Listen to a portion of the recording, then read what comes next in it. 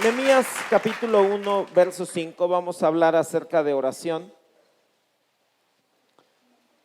Nehemías capítulo 1, verso 5. Vamos a ver algunos pequeños tips de oración. Posterior vamos a ver en qué momentos hay que orar. Y Nehemías capítulo 1, verso 5 es el primer tip de oración que debemos recibir en esta tarde. Dice la escritura: y dije, te ruego, oh Jehová, Dios de los cielos, fuerte, grande y temible, que guarde el pacto y la misericordia a los que le aman y guardan sus mandamientos. Uno de los tips que podemos ver en las escrituras en la oración de Nehemías es que Nehemías conoce al Señor. Nehemías comienza su tiempo de oración con adoración. Diga conmigo, adoración. Muchas veces hemos hablado acerca de la adoración, y adorar a Dios implica reconocer quién es Dios. Estábamos teniendo alguna conversación con unos hermanos en estos días y definitivamente tiene que ver mucho nuestra experiencia con Dios, con el Padre Celestial, de cómo nosotros vamos reconociendo cada perfección, cada atributo, cada cualidad, cada nombre, cada título que el Padre Celestial tiene.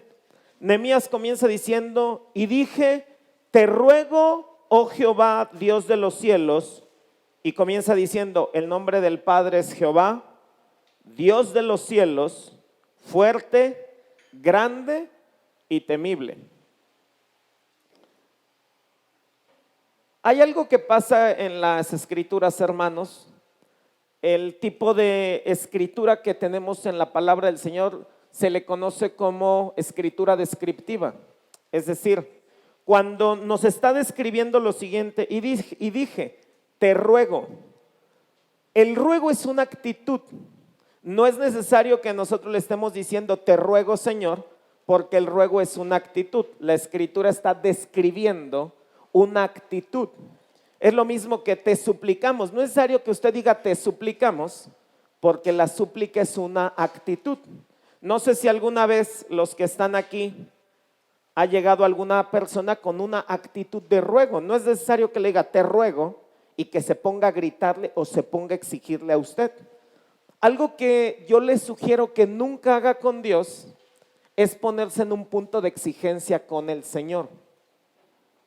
Nadie de los que estamos aquí tenemos esa potestad de estarle exigiéndole. La palabra reclamar es una palabra interesante, pero la palabra reclamar habitualmente nosotros la ocupamos en un contexto de pelea. Pero reclamar fundado en la palabra es dable y es correcto, pero no desde la exigencia. Eso no es correcto. Entonces, el ruego es una actitud. Vamos a comenzar a depurar un poquito nuestra oración y vamos a paulatinamente extraer las expresiones te ruego y te suplico, porque no es necesario que las mencionemos, sino es necesario que nosotros las vivamos, tanto la acción de súplica como la acción de rogar. Así que será importante, hermanos, que cada uno de nosotros en nuestros grupos familiares hagamos una pequeña dinámica, y la cual vamos a hacer ahorita rápidamente. Cada uno de los que está aquí va a decir un nombre, una cualidad, un atributo o una perfección del Señor, y la gran tarea para los que estamos aquí es no repetir ninguna. Esta dinámica la inventamos en el Ministerio de Misiones, y la dinámica consiste en que hagamos un círculo y cada uno de los que están en el círculo debe decir un nombre, cualidad, perfección o atributo del Señor, poniendo atención a lo que los demás están diciendo, para efectos de que no repitamos exactamente lo mismo. Y en ese mismo sentido, pongamos atención a lo que los demás dicen, y de esa manera nos vamos a enriquecer. Nombres, atributos y perfecciones de Dios, fácilmente hay más de 1000. Normalmente se habla que hay más de 800, pero en mi experiencia leyendo las escrituras me doy cuenta que hay muchos más que se perciben claramente en las escrituras. Pero escuche, hay más de 800 nombres, atributos, perfecciones o cualidades del Señor. Sí, detrás tenemos algunos poquitos. El Señor, la eternidad habita en el Señor, Dios es justo, Dios es omnipotente, Dios es verdad, Dios es el alfa, es el rey de reyes, es santo, es valiente, es amor y es omega. Así que comenzamos con Alfredo y así le voy señalando y usted va diciendo uno y todos ponemos atención.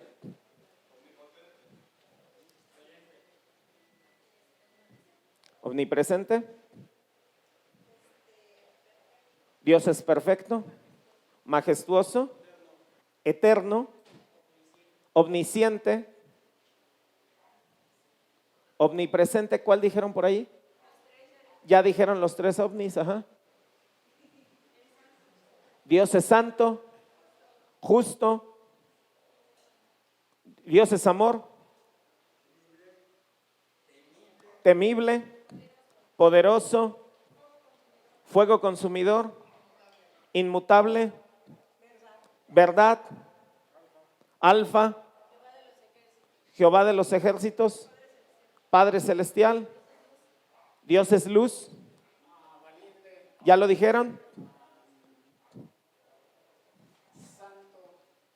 ¿Ya lo dijeron? Nadie ayuda, cada quien está en su chamba. Ok, dejo pensar. ¿Dios es? ¿Dios es fiel, César? ¿Ya lo dijeron?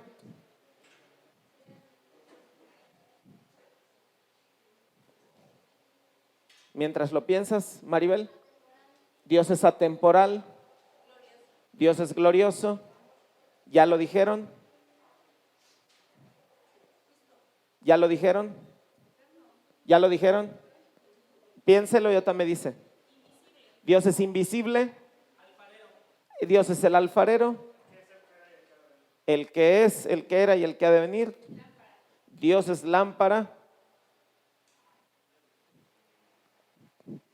¿Ya lo dijeron?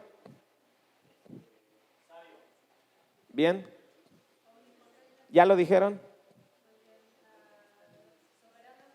Bien, César.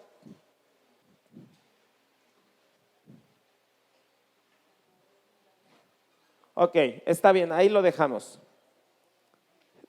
Tengo algún grupo registrado que ha dicho más de 200 nombres de Dios sin repetir ninguno. Ahora, el tema, hermanos, en la oración es que les estoy diciendo ahorita que uno de los tips muy buenos en la oración tiene que ver con aprender a adorar a Dios. Y en ese sentido será importante que nosotros vayamos conociendo las Escrituras y tengamos tiempos de esfuerzo, tiempos forzosamente de que la oración está conectada a nuestro intelecto. Por eso de repente nos cuesta trabajo el repetir varias cosas. Ahora, hay gente que considera que uno debe adorar a Dios en base a su experiencia. Me parece muy bien el tip, muy bueno, porque hay gente que ha conocido a Dios como su proveedor. Entonces se le queda fijo en su mente y en su corazón.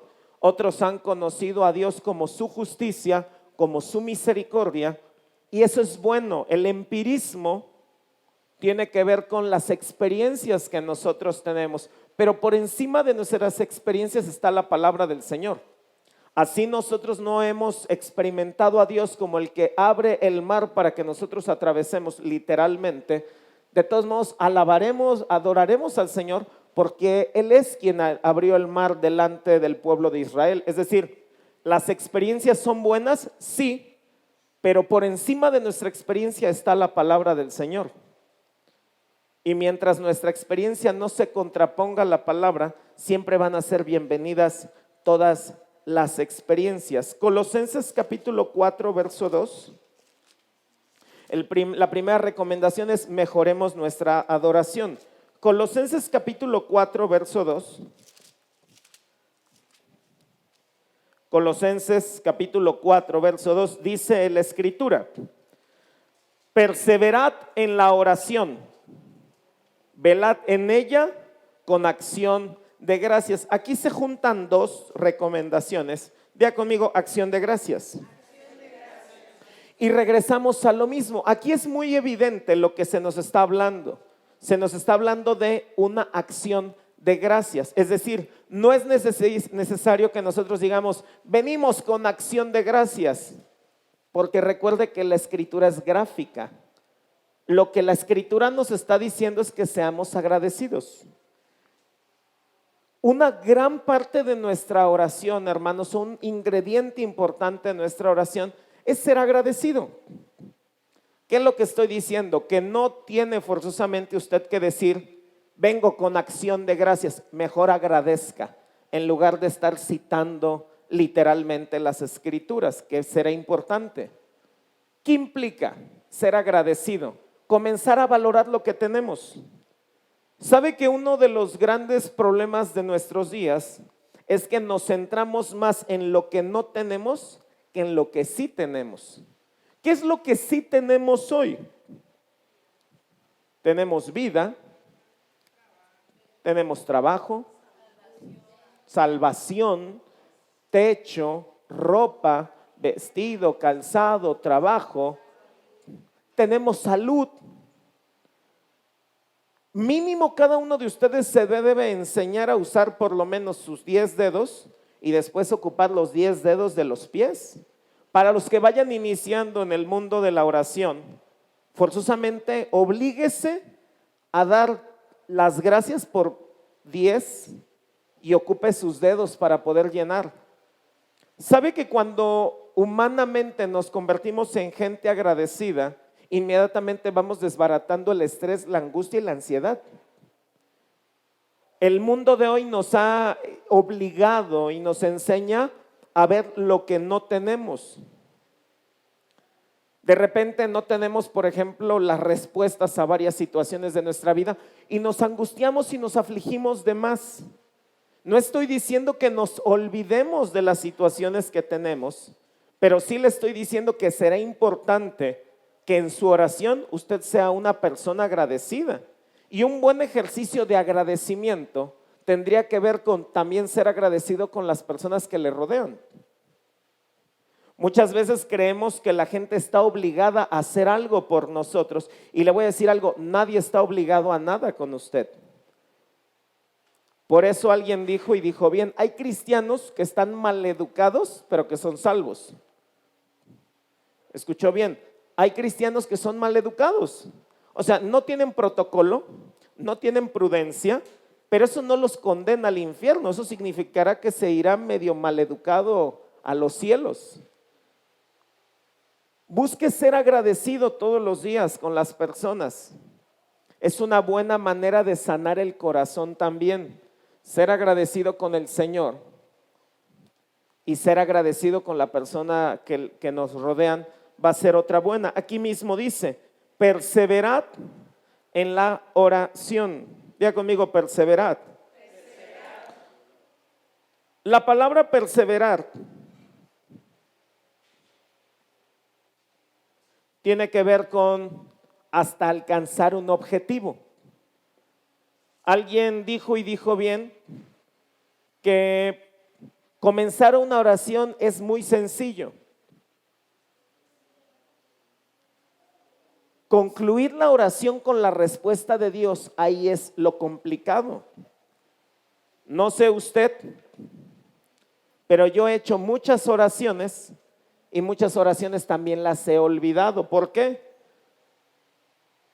Porque aquí se trata de ser constante. La palabra ser perseverante es alguien constante, y al hablar de constancia estamos hablando que lo hace de manera continua, lo hace de manera cotidiana. Entonces, perseverad y con una actitud de agradecimiento. Segunda carta de Pedro capítulo 1. Segunda carta de Pedro, capítulo 1, verso 4, dice la escritura: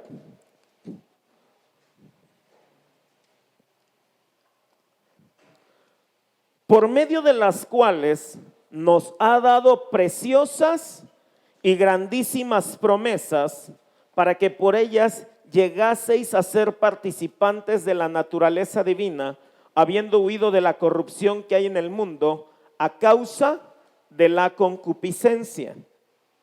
Dice la primera parte del verso 4, por medio de las cuales nos ha dado preciosas y grandísimas promesas.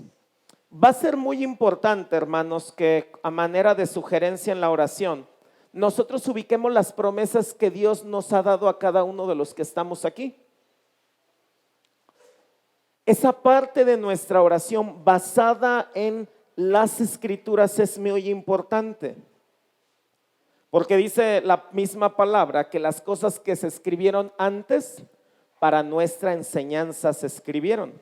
Asimismo, la Escritura dice que todas las promesas de Dios son en Él sí y en Él amén por su buena voluntad.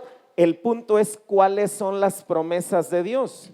Y ahí es importante entonces forzosamente la lectura de la palabra, el conocer la palabra del Señor, para que nosotros nos podamos apropiar de las promesas que el Señor tiene preparadas para cada uno de los que estamos aquí.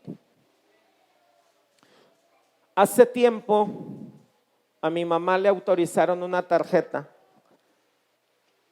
y resulta que en una conversación con otra persona me dijo, oye, me la pasé súper bien ahí en el área VIP del aeropuerto. Y yo le preguntaba, oye, pero ¿cómo entras a esa área del aeropuerto? Me decía, bueno, lo que pasa es que es con mi tarjeta platino fulana de tal, nos dan el acceso gratis, 10 veces gratis.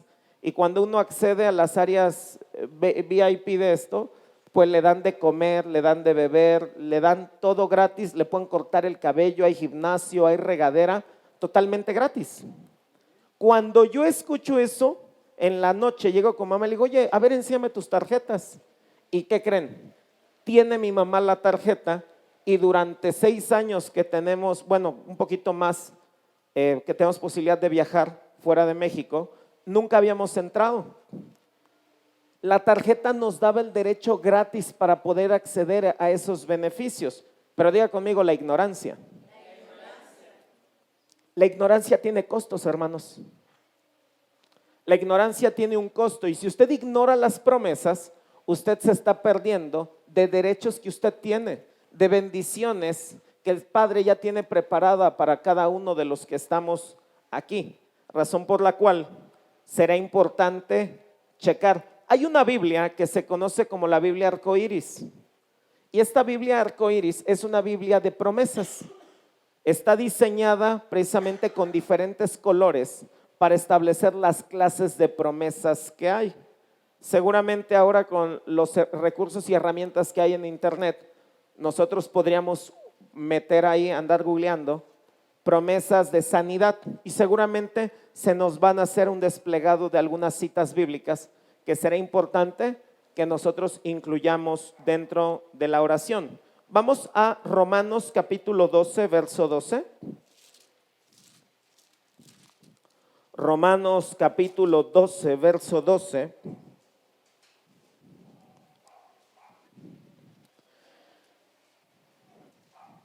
Y dice la Escritura, gozosos en la esperanza, sufridos en la tribulación, constantes en la oración.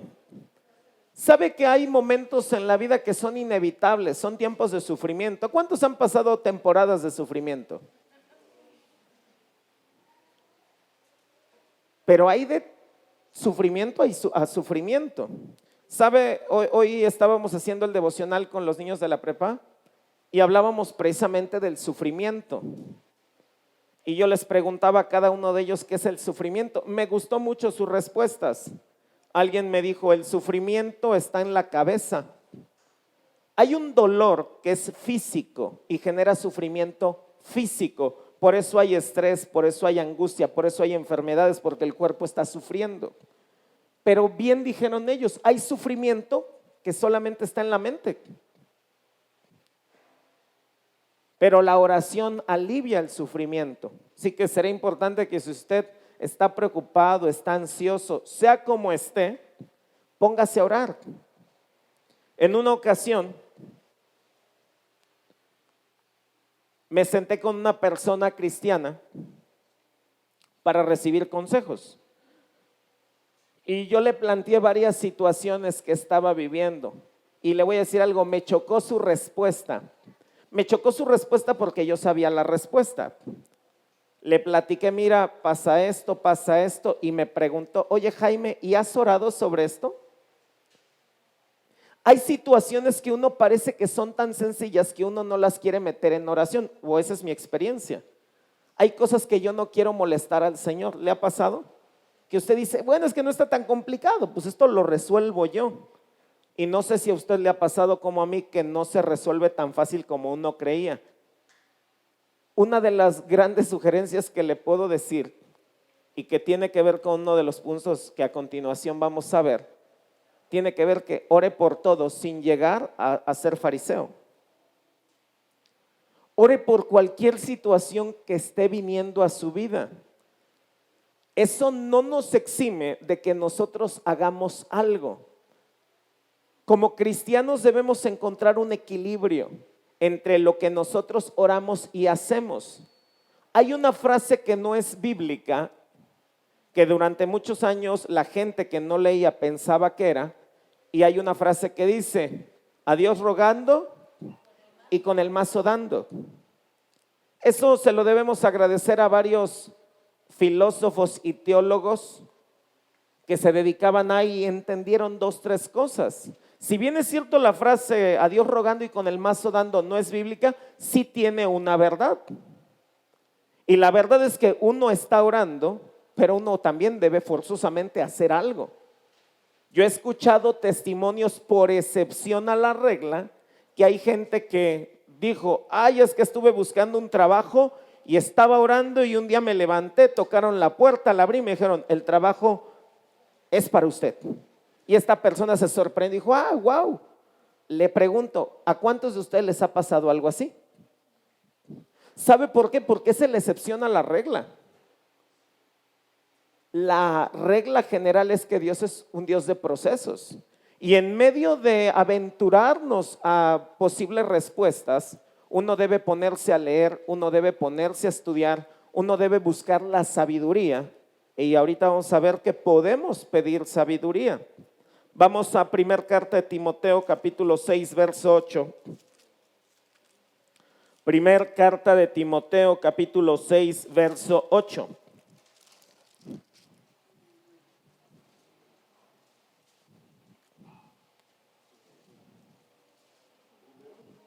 Primer carta de Timoteo, capítulo 6, verso 8, dice, así que, teniendo sustento y abrigo, estemos contentos con esto.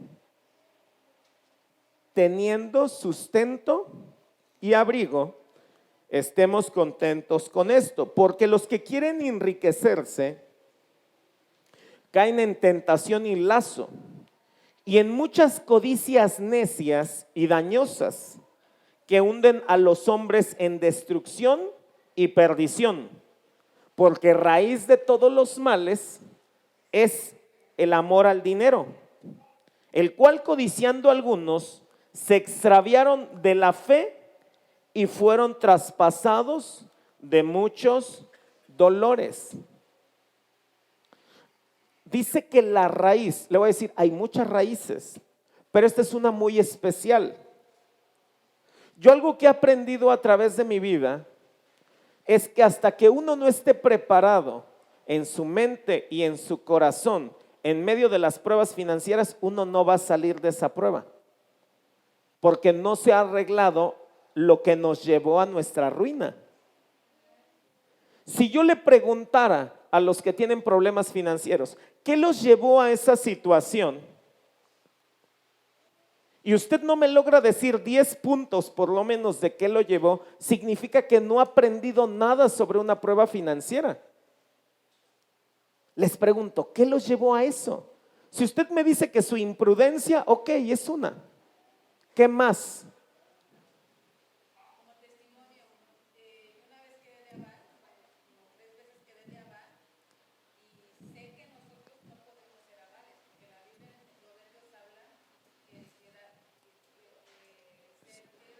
El que sale por fiador, hasta la cama que está debajo de ti.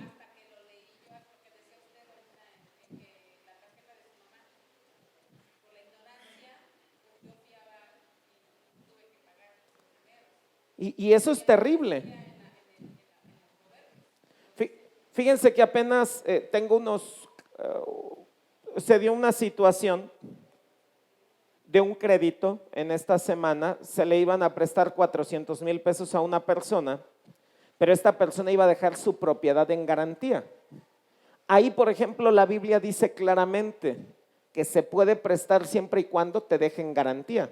Entonces, hubo un problema porque se descubrió que la garantía no era la correcta y bueno, se echó todo para atrás.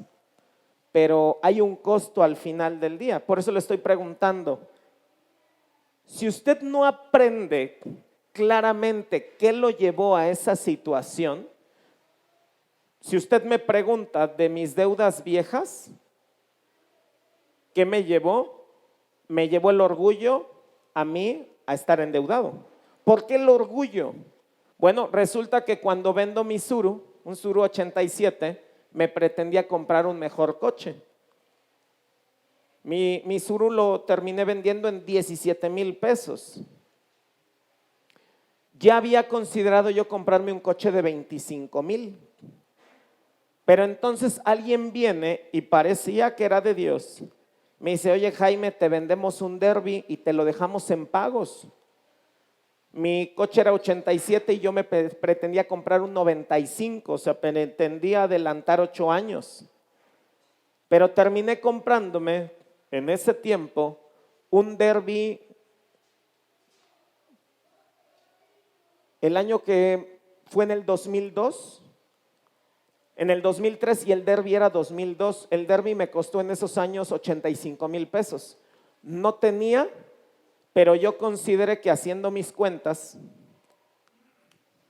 fui y pedí un préstamo y lo demás ya más o menos saben la historia. A mí uno de los problemas que me llevó a estar endeudado fue el orgullo, hermanos. El aparentar.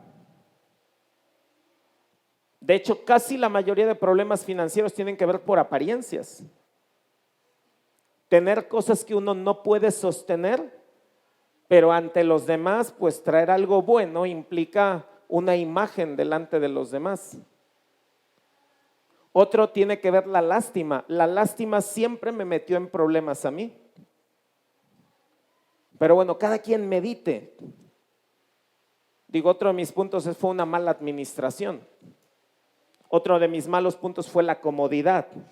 El sentirme cómodo, porque durante años, como varias veces les he platicado esa triste historia, ese tristemonio, y en ese tristemonio, pues yo tenía mi chambita y me alcanzaba para pagar los intereses, pero no hacía más. Y es hasta que el Señor hace que arda algo dentro de mí y me pongo en mi mente y en mi corazón el terminar de pagar a la brevedad eso, y gloria al Señor, lo pude hacer más rápido de lo que pensé, pero tiene que ver entonces. Aprenda a contentarse si tiene que comer y tiene que vestir.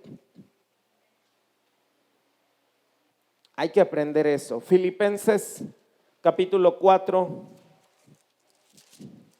Filipenses capítulo 4, verso 18. Es un texto que nosotros hemos leído muchas veces.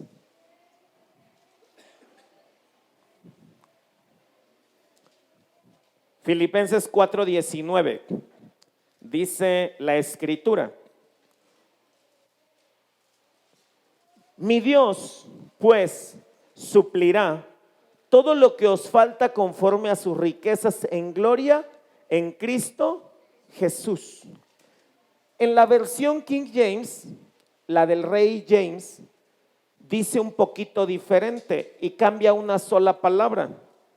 Dice, mi Dios pues suplirá todo lo que necesites conforme a sus riquezas en gloria en Cristo Jesús.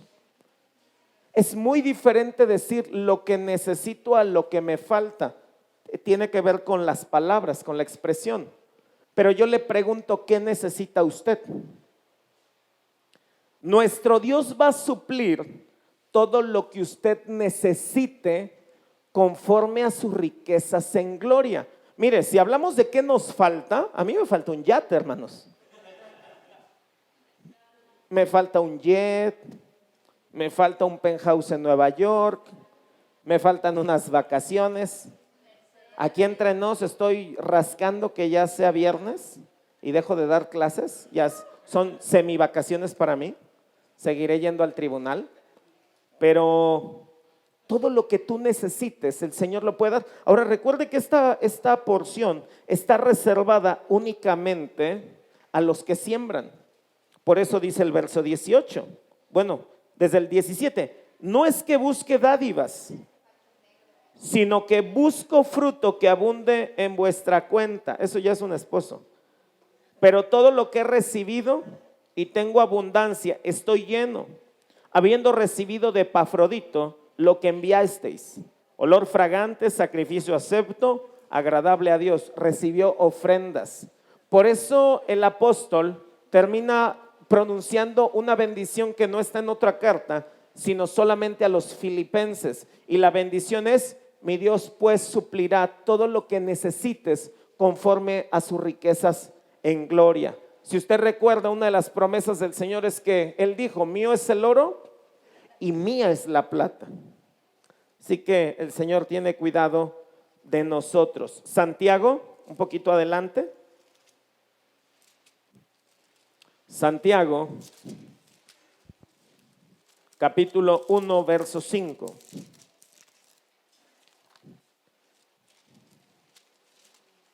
Dice la Escritura, Santiago capítulo 1, verso 5, dice: y si alguno de vosotros tiene falta de sabiduría, pídala a Dios, el cual da a todos abundantemente y sin reproche, y le será dada. Pero pida con fe, no dudando nada, porque el que dude es semejante a la onda del mar, que es arrastrada por el viento y echada de una parte a otra. No piense, pues, quien tal haga, que recibirá cosa alguna del Señor.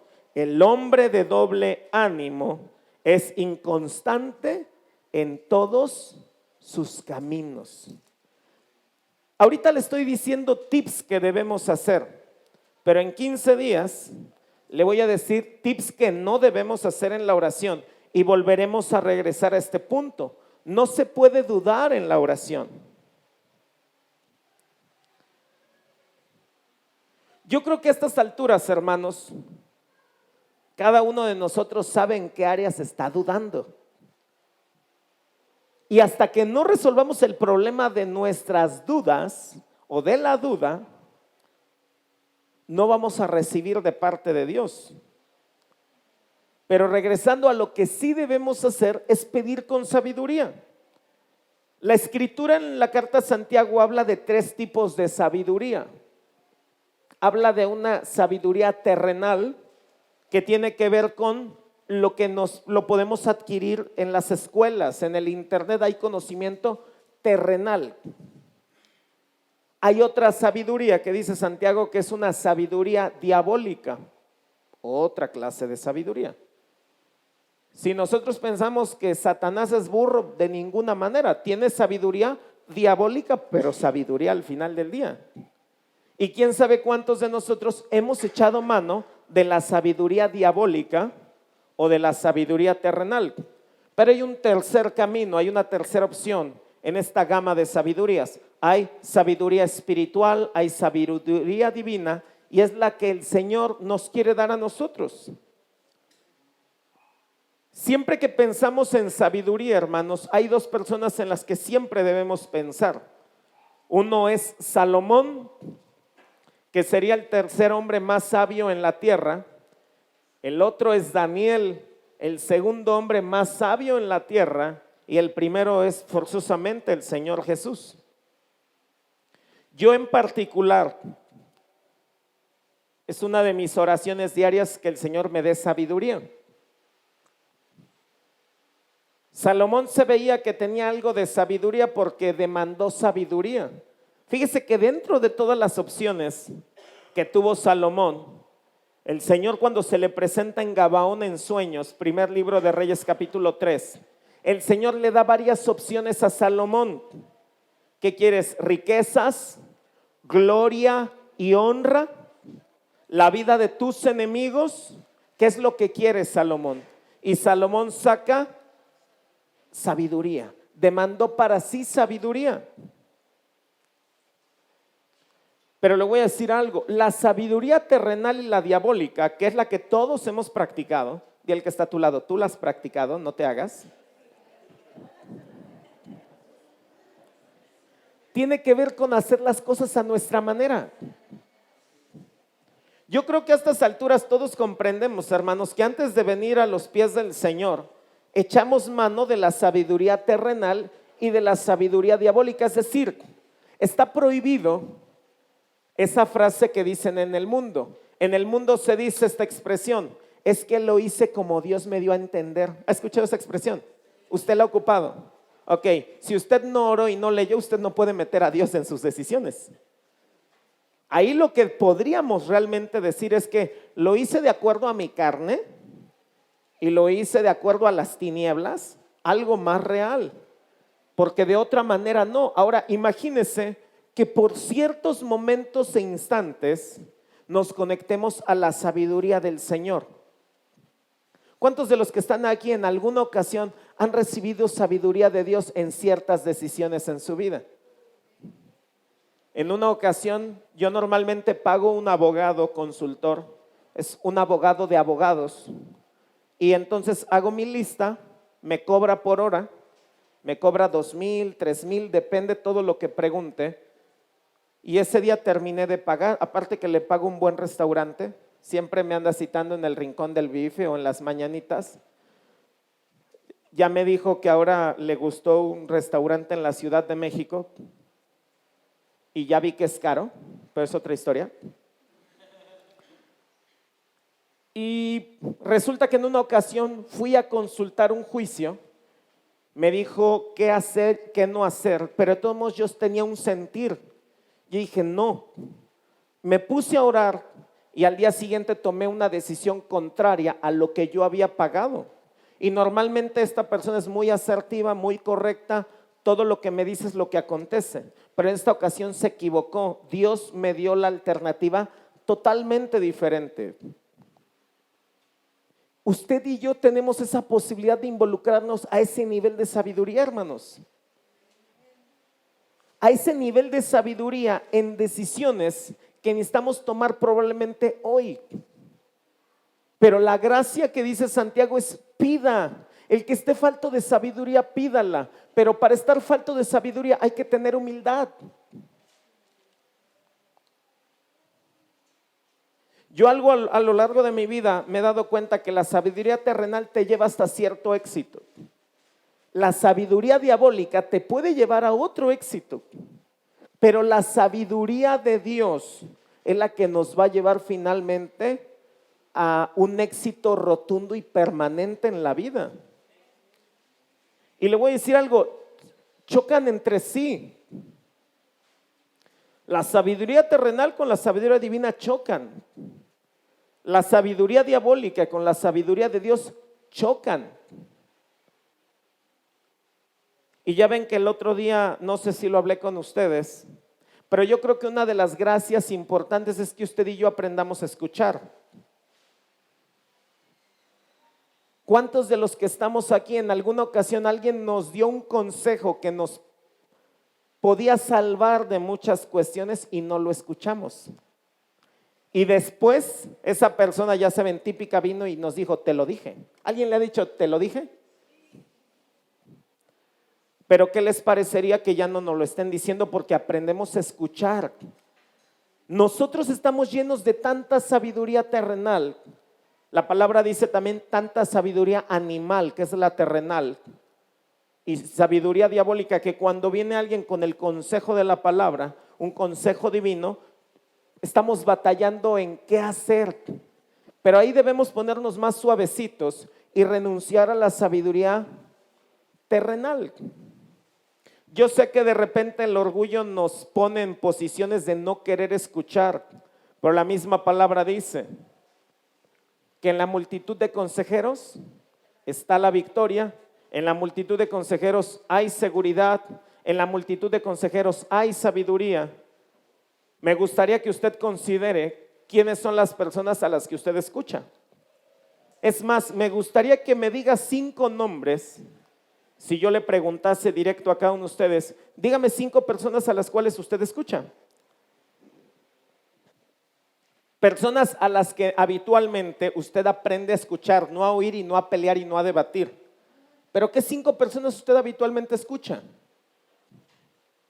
O usted es el llanero solitario, usted se manda solo, siente que con usted comenzó la sabiduría y va a terminar. Yo hasta la fecha, yo creo que ahorita debo tener 6, 7 personas a las que escucho. Y no sé si les platiqué el otro día, es muy doloroso, ¿sabe? Aprender a escuchar es doloroso. Porque te van a hacer ver tus errores. Y no sé cuántos de ustedes se gozan cuando alguien les señala sus equivocaciones o errores. ¿Cuántos dicen, sí, dame más, sígueme dando, por favor, porque me gusta y de aquí voy a salir adelante? O luego huimos, nos molestamos, nos enojamos. Pero es importante, hermanos, que reconozcamos que el dueño del todo el conocimiento, aquel que es omnisciente y sabe todo, conoce todo, entiende todo, Él nos puede dar entonces un muy buen consejo. Yo de repente tardo meses en tomar decisiones hasta que siento de parte de Dios. Por ejemplo, hay un expediente que me ha traído muchos dolores de cabeza y yo sentí que hasta abril debo revelar un documento que he tenido escondido. Pero ¿qué creen? Hace un momento que estaba en el cuarto orando, me trajo el recuerdo el Señor, Jaime, ya es abril, ya es momento que reveles el documento. Y lo voy a hacer, porque he pedido sabiduría y confío en que Dios me la va otorgando en esos momentos importantes de mi vida. Otra cosa importante, ya que estoy hablando del escuchar, es, sí escuche a los hombres, pero aprenda a escuchar a Dios. Diga conmigo, escuchar a Dios. Yo les he sugerido, como dice la Escritura, calle toda carne. Y cuando dice la Escritura, calle toda carne delante del Señor, es un momento de guardar silencio. En nuestra oración, en un acto de fe, usted debe guardar silencio. Hace como unos 6 meses me tocó dirigir la oración en Acapancingo, probablemente 7, 8 en la mañana, y le di una indicación a la iglesia. Le dije, hermanos, guarde todo mundo silencio, vamos a escuchar qué quiere Dios que oremos. ¿Sabe por qué hice eso? Porque desde una noche antes no escribí mis puntos de oración. Usted sabe que como abogado soy medio cuadrado, o completamente cuadrado, soy alguien de métodos y sistemas. Para mí después del 1 sigue el 2 inevitablemente. Entonces en la noche estaba orando y el Señor me dijo, no, mañana me preguntas qué quiero que ores. Y ese día fue un camote mi oración probablemente porque no llevó estructura y a mí me duele mucho eso, por cierto. Dios aparte trabajando conmigo públicamente. Pero entonces les dije, guarden silencio. ¿Y qué creen? A lo lejos se escuchaba como unas 5 personas gritando y hablando. Porque normalmente no es una práctica común guardar silencio. Todo el mundo da por hecho lo que hay que orar, pero yo le pregunto, ¿usted le pregunta de vez en cuando al Señor qué orar? Definitivamente sistemas y métodos de oración hay y los vamos a ver. Hay unos que a mí me encantan, pero usted sabe que la oración inicial de nuestra iglesia comienza con el Padre Nuestro porque se le preguntó a la sabiduría personificada, enséñanos a orar. O sea, si hay un sistema que predomina o un método que predomina cualquier otro de oración, es la oración más poderosa de la Biblia, que es el Padre Nuestro. Probablemente nosotros se nos ha normalizado tanto el Padre Nuestro, que es la oración más común, pero le puedo decir que no es ni la oración más común, y sí es la oración más potente y más poderosa que se ha escrito en todas las escrituras. Con eso estoy diciendo que desechemos los otros sistemas de ninguna manera. De vez en cuando, si usted siente que la rutina se ha apoderado de su oración, yo le sugeriría entonces que cambie a otro sistema o método de oración. Sistemas o métodos que me va a dar mucho gusto enseñarle.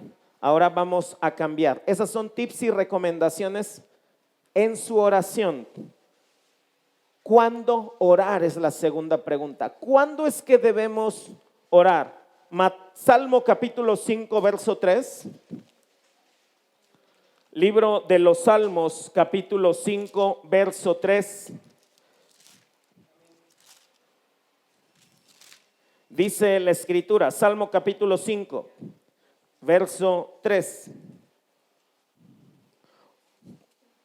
Oh Jehová, de mañana oirás mi voz, de mañana me presentaré delante de ti y esperaré. Diga conmigo, de mañana. Diga conmigo, muy de mañana. Otra parte de las Escrituras dice que el Señor Jesús, en el Evangelio de Marcos, capítulo 1, se fue muy de mañana a orar. Diga conmigo, al que madruga, Dios le ayuda, y a mediodía tiene sueño. Bueno, si eso pasa si se desvela. Si usted se desvela y se levanta muy temprano, ya se lo cargó el payaso todo el día. Muy de mañana o de mañana. ¿Cuándo orar? Apenas abramos los ojos. Yo le animo que lo primero que haga cuando abra sus ojos, le pueda agradecer al Señor esa misericordia poderosa de poder abrir los ojos. No es necesario que tengamos probablemente una hora de oración, pero sí le puedo animar a que tome tiempo para orar en las mañanas. Me llamó la atención, el otro día estaba hablando con alguien de aquí de la iglesia y le preguntaba, oye, ¿a qué hora te levantas? Y me dio la respuesta, le dije, pero tú no tienes por qué levantarte temprano. Y me responde, sí, porque si no, no me da tiempo de orar. Quedé sorprendido. Dije, alguien que no tiene necesidad de desmañanarse, se desmañana por buscar a Dios en oración. Yo le animaría, hermano, que si usted es alguien que se levanta a las 6 de la mañana, comience a levantarse 5:55 y tenga 5 minutos de agradecerle al Señor. Un buen momento para orar es entonces en las mañanas. Vamos a Timoteo, primer carta de Timoteo, esta me encanta. Primer carta de Timoteo, capítulo 4. Primer carta de Timoteo, capítulo 4.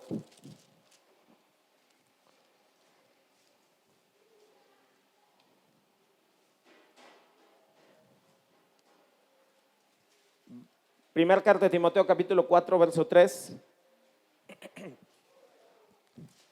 Dice la Escritura, prohibirán casarse, mandarán abstenerse de alimentos que Dios creó, para que con acción de gracias participasen de ellos los creyentes y los que han conocido la verdad. Porque todo lo que Dios creó es bueno y nada es de desecharse si se toma con acción de gracias. ¿Cuándo orar? Antes de comer los alimentos. Yo creo que una de las mínimas oraciones que a estas alturas usted ya debe tener en cuenta es al momento de comer alimentos. Una ocasión alguien recién se había integrado a la iglesia, veía que se gozaba después de que orábamos por los alimentos, estaba muy contenta y yo le preguntaba, oye, ¿por qué siempre te estás riendo? Me dice que me da mucho gusto orar por los alimentos. Lo interesante de esta escritura dice es que porque todo lo que Dios creó es bueno y nada es de desecharse si se toma con acción de gracias, porque por la palabra de Dios y la oración es santificado. Porque por la palabra de Dios y por la oración es santificado. Yo recuerdo hace muchos años, estoy hablando hace unos 20 años, yo escuché un día al pastor Jacobo que predicaba y dijo: yo esté en un lugar público o donde esté, me tomo de las manos con mis hijos y agradezco los alimentos. Y después comemos. ¿Y sabe por qué me agradó mucho? Porque precisamente es el modelo que nosotros necesitamos, saber cómo se hacen las cosas. Yo al principio, cuando comenzaba a ser cristiano, sí orábamos. Bueno, rezábamos porque iniciábamos. Yo recuerdo que comenzamos a ir a la iglesia y mi mamá nos compró un recetario, ¿cómo se dice? Donde hay rezos. ¿Así? ¿Libro de rezos? No como rosario. Tenía rezos, pensamos que era un rosario. Y ahí, por ejemplo, decía: Señor, no recuerdo mucho, me lo sabía, pero veía una parte donde decía: transmuta estos alimentos dentro de tu llama y de tu amor divino.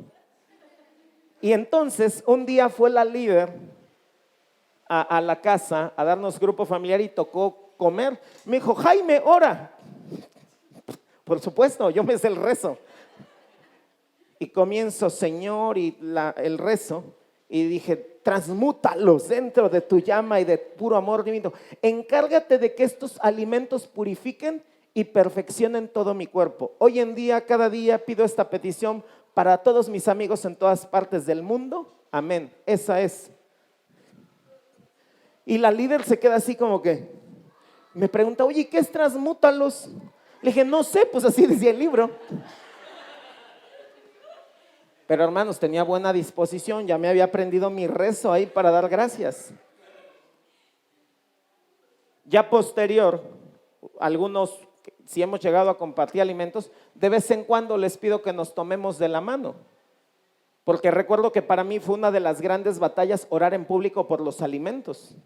Yo hasta la fecha, algún cliente me invita a comer, empiezan a darle, y a veces antes les decía: me permite, quiero orar por los alimentos.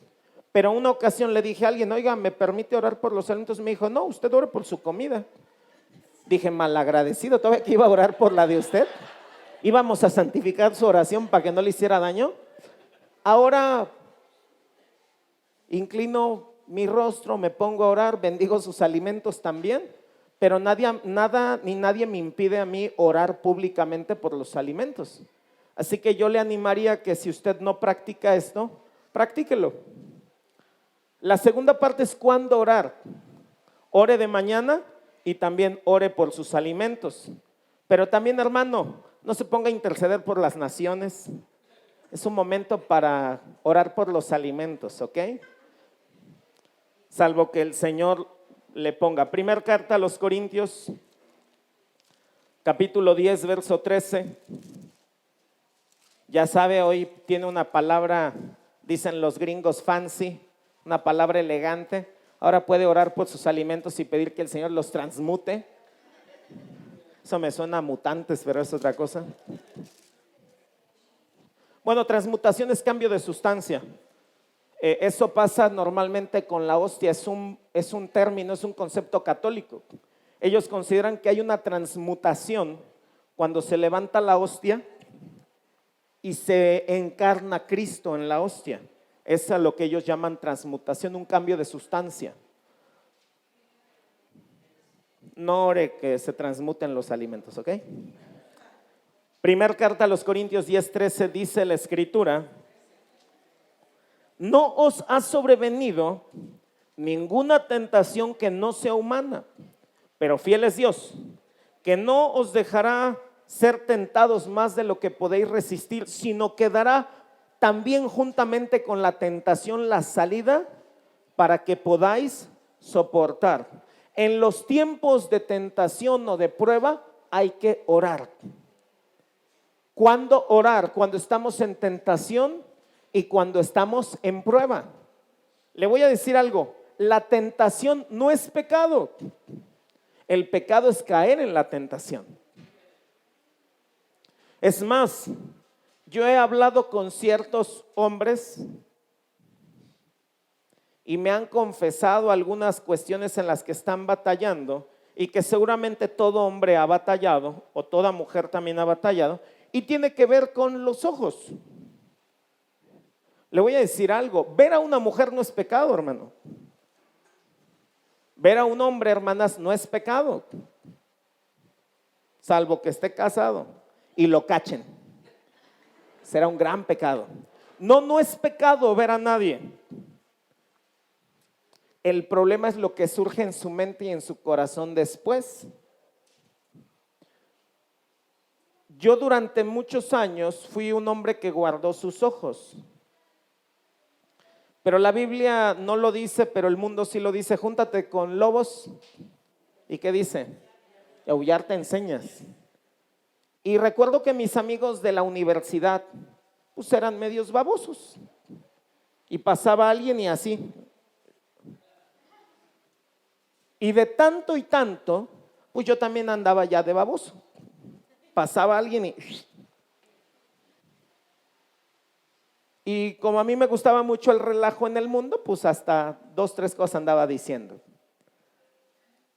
Pero cuando yo leí en las escrituras que yo debía cuidar mis ojos y debía resistir la tentación, la segunda clave es resistir, comencé otra vez a disciplinar mis ojos. Me fui al extremo que cuando yo veía que venía alguna mujer, yo miraba hacia el piso, miraba hacia arriba. Me fui al otro extremo. Hasta que llegué a comprender que no es pecado ver, pero sí babosear, ese sí es pecado. ¿Cuándo orar? Cuando estamos en tentación y cuando estamos en prueba. Por eso el Padre nuestro dice, no nos dejes caer en tentación, mas líbranos del mal. Las pruebas nos llegan a todos y las tentaciones nos llegan a todos. Hay gente que me ha dicho, hermano, a mí ni los perros ya me tiran. Bueno, cálmese porque algún día se los van a tirar.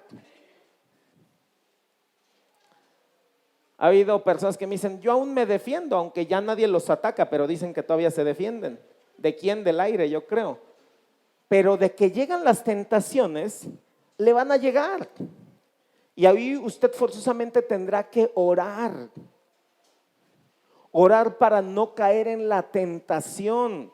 Orar para huir de la tentación, que es algo inevitable y es algo natural. Salmos 120. Quiero ver 2 más y terminamos. Salmos capítulo 120.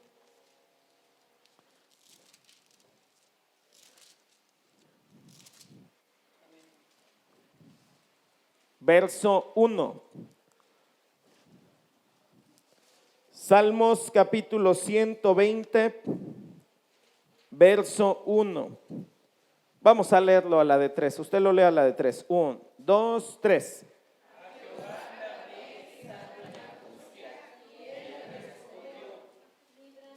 Dice, clamé estando en angustia. La palabra angustia significa aflicción, congoja, ansiedad, aprieto, situación apurada o temor opresivo. Es decir, que la palabra angustia conlleva varias situaciones, desde temor, desde ansiedad, aflicción, congoja, pesar, aprieto o situación apurada.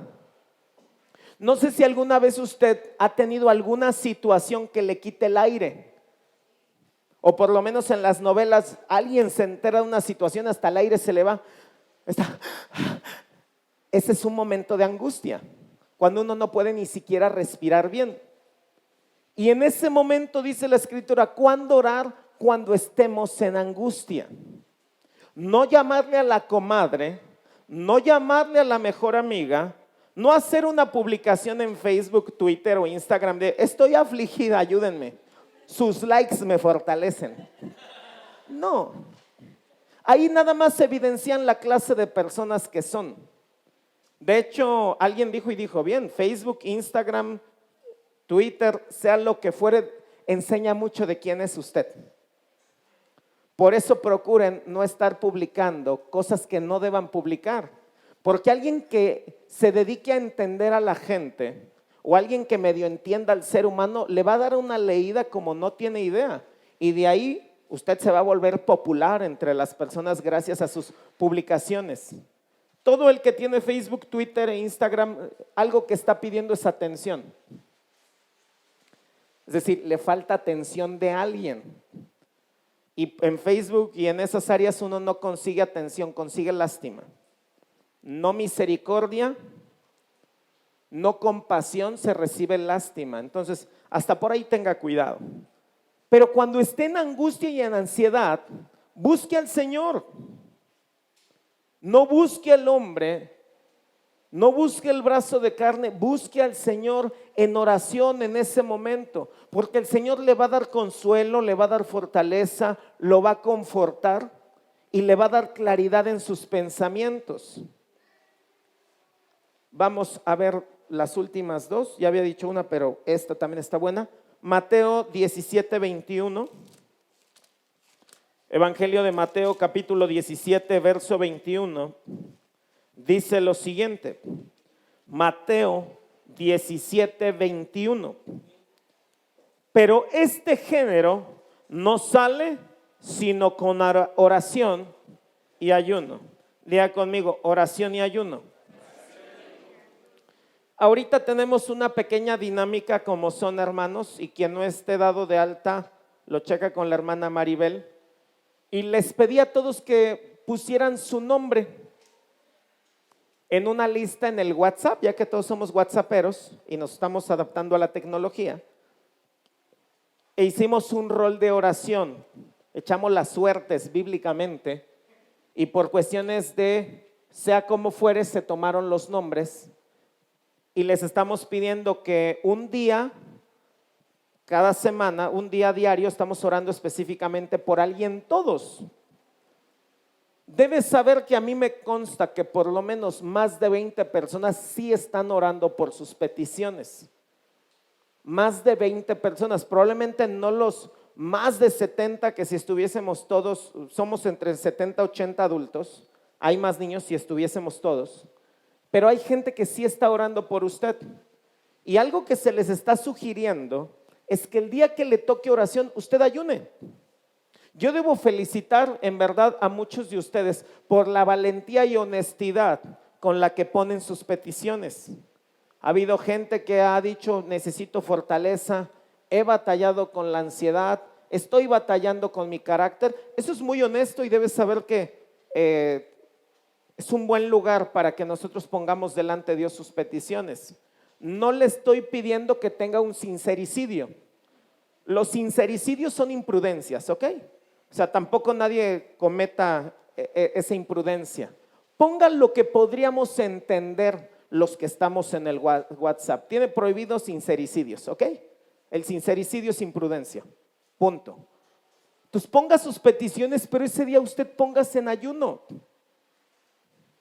Que su carne sucumba para que usted se fortalezca también espiritualmente y reciba de parte del Señor las respuestas que tiene preparadas para usted. Ya sabe que en mi punto de vista, cualquiera de los tres ayunos que usted practique es el mejor. Si su salud le permite ayunar totalmente, total. Si es parcial de agua, que sea parcial de agua. Si es parcial de frutas o verduras, que sea así. Pero disciplínese, o son verduras o son frutas. El ayuno textual de Daniel se entiende que son verduras, y a manera de comercial, échese las que están más verdes. Se come calabazas, chayote, brócoli y hasta se hace una limpieza de estómago por ahí. Entonces va a estar muy bueno. Yo le sugiero que cuando pueda haga un ayuno de verduras o un ayuno de frutas. Los dos son muy potentes, pero si va a ser de frutas, le sugeriría que comience con el más normal, que sería de manzana y pera. Échese manzana y échese peras, por lo menos al día se debe haber aventado de 6 a 8 manzanas y de 6 a 8 peras. Y es brutal ese ayuno. Va a terminar muy contento y se va a acordar de mí. En buena onda, acuérdese de mí, no se hagan daya. Primer carta de Pedro, el último. Primera carta de Pedro, capítulo 4, verso 7.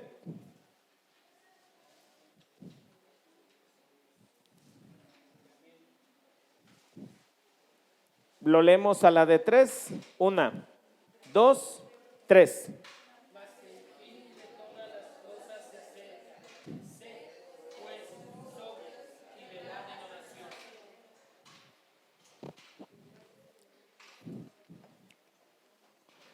Lo voy a leer en la traducción lenguaje actual. Dice, ya se acerca el fin del mundo.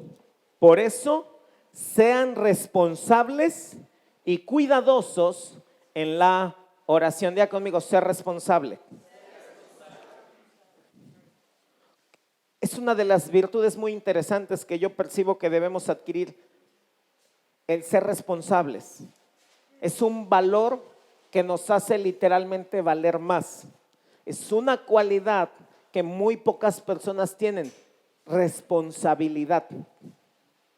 Y aquí dice, el fin del mundo se acerca, sean responsables y cuidadosos en la oración. La Reina Valera que ustedes leyeron, mas el fin de todas las cosas se acerca, sed pues sobrios y velad en oración. Responsable y cuidadoso, sobrio y velad. Hermanos, hicimos un cambio en la oración en ánimo de invitarle. Escúcheme bien lo que voy a decir. La intercesión no es obligatoria, como nada de lo que hacemos aquí en la iglesia es obligatorio, salvo que usted tenga un compromiso, todo es obligatorio para usted, le aclaro. Todos los que son líderes aquí en la iglesia no es de si quieren, y se los aclaro delante de todos. Ustedes adquirieron un compromiso con el Señor y conmigo. Entonces yo me encargaré de que cumplan sus compromisos que tienen con el Señor o les daré yo mismo las gracias. Nada es obligatorio aquí, ¿ok? Pero sí estoy diciendo, los que tienen responsabilidad, sí, véanlo como un honor y como un privilegio más que como una obligación.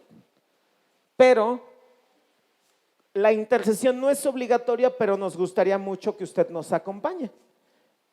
La oración de martes de intercesión, Samuel tiene un muy bonito tema de oración, después lo vemos en la intercesión. Pero el lunes es un día que estamos aquí ahora de 6 a 7. El martes antes teníamos la oración de 5:30 a 6:30. Ahora se cambió a los lunes. Es decir, si usted tiene tiempo, véngase los lunes de 6 a 7 a la intercesión. En su momento veremos que es uno de los sistemas que a Dios le gustan, a Dios le agrada la intercesión, y más cuando hay 2 o 3 reunidos en su nombre. Tan nos escucha solos o en lo individual, en lo secreto, como nos escucha públicamente. Pero haremos también algunas recomendaciones en ese tipo de oración, porque Mateo 6:6 también da advertencias en la intercesión. Y una de las advertencias es, no seáis como los hipócritas que aman el orar en pie en las sinagogas para ser vistos de los demás. Entonces, la intercesión no es para que los demás nos escuchen y nos vean. La oración siempre va a ser para el Señor, pero hay una actitud del corazón que debemos cuidar entonces también. Pero seamos responsables en la oración, hermanos. Yo le animo a que sea responsable primeramente en su oración personal. El que no está orando, ore un minuto, hermanos. El que ya oraba 5, pues ahora ore 6. El que ya oraba media hora, pues suba un minuto. Pero va a encontrar mucha fortaleza. La oración al final del día, hermanos, es un ejercicio espiritual. La oración es adoración. La oración es una relación con Dios. La oración es una carga de energía. La oración es un lugar de respuestas. La oración es un lugar de consuelos. Es mucho la oración. Por eso la importancia de que en los grupos familiares le animamos básicamente a 2 cosas: su lectura y su oración. Y para eso pues, forzosamente se requiere disciplina.